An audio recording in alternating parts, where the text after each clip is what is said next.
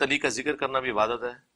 اس حوالے سے ضعیف روایتیں موجود ہیں، لیکن قرآن کے اسلوب میں اللہ کے جتنے بھی نیک بندے ہیں ان کے واقعات کو بیان کرنا یہ عبادت ہی ہے، یہ اللہ ہی کا ذکر ہے.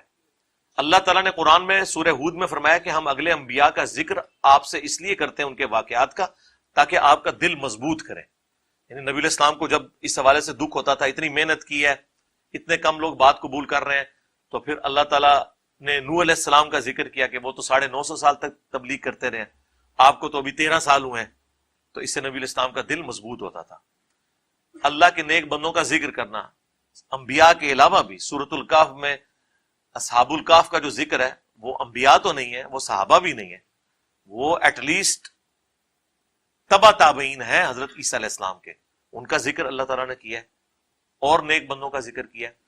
تو نیک بندوں کا ذکر ویسے ہی عبادت ہے، خواہ سیدنا علی کا ہو، سیدنا ابوبکر کا ہو، امام بخاری کا ہو، امام مسلم کا ہو، کسی کا بھی ہو نیک بندے کا ذکر. لیکن اس ذکر کو کرنے کے بعد اس میں سے کچھ نکالنا ہے، اس بندے کی عبادت نہیں کروانی، گاڈ اورینٹڈ کرنا ہے. ہاں، یہاں لوگ شخصیات اورینٹڈ لوگوں کو کر دیتے ہیں.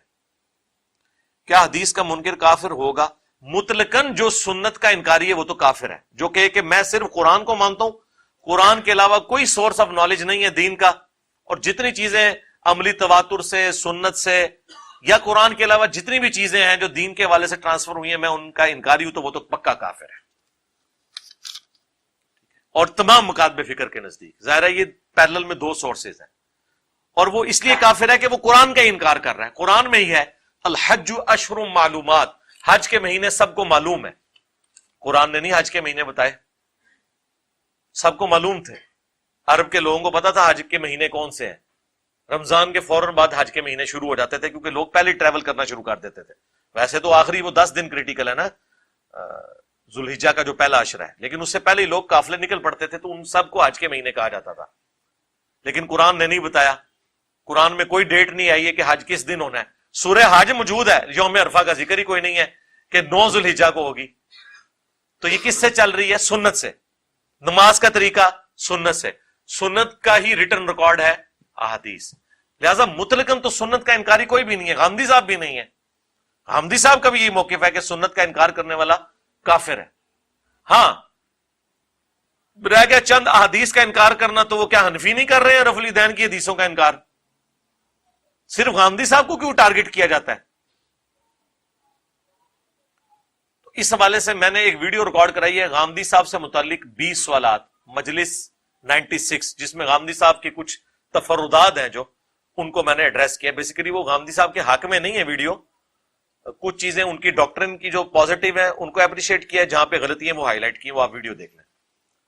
پرانے نوٹ کے بدلے نئے نوٹوں کا بزنس کرنا، زیادہ تر صورتیں تو اس کی حرام ہے. نیو کرنسی نوٹس کا بزنس، یہ آپ یوٹیوب پہ لکھیں، میں نے تفصیلی ویڈیو ریکارڈ کرائی تھی. اگر تو آپ نئے نوٹ لے کے ان کو ہاروں میں لگاتے ہیں، یعنی ویلیو ایڈیشن کر رہے ہیں، سٹیپلر کا خرچہ ہو رہا ہے، مزدوری ہو رہی ہے اس پہ، اور وہ ایک 10,000 روپے کا جو نوٹوں والا 10,000 روپے کے نوٹ جس میں لگے ہوئے ہوں، وہ ہار آپ کو 10,000 کا تو نہیں ملے گا. وہ ہو سکتا ہے 10,000 کے اوپر آپ کو 3,000 4,000 دینے پڑے کیونکہ اس پہ محنت ہوئی ہے. تو اس طرح کا کاروبار تو درست ہے.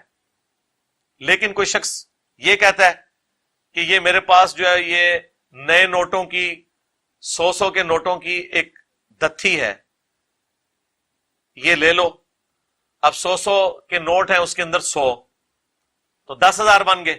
اس کے بدلے مجھے 11,000 دے دو پرانے نوٹ. تو یہ پھر پیسے کے بدلے پیسہ ہے، یہ حرام ہے. پیسے کے بدلے پیسہ ایسا پیسہ ہے کہ جس طرف دونوں طرف ورتھ ایک ہے. ڈالر کے بدلے پیسے لیں آپ، روپے لیں یا پاؤنڈ لیں، وہ جائز ہے کیونکہ وہ دونوں کی کرنسی کی ویلیوز ڈیفرنٹ ہیں. یہاں 10 روپے کا نیا نوٹ اور 10 روپے کا پرانا نوٹ، کیا دونوں کی قیمت برابر نہیں ہے؟ تو آپ نئے نوٹ کو پرانے نوٹ کے عوض پیسے لے کے کیسے بیچ سکتے ہیں؟ یہ حرام ہوگا. اس میں ہمارے بینک بھی بہت بڑے مجرم ہیں. بینک کے جو ملازمین ہیں، گورنمنٹ کی طرف سے عید کے موقع کے اوپر اسٹیٹ بینک نئی نوٹوں کی دتیاں جو ہے وہ ریلیز کرتا ہے. شناختی کارڈ کے عوض آپ کو 1 یا 2 دتیاں مل جاتی ہیں، اس سے زیادہ نہیں. لیکن ظاہر ہے کتنے لوگ ہیں جو بینک جا کے وہ لیتے ہیں. پھر بینک کے ملازمین کیا کرتے ہیں؟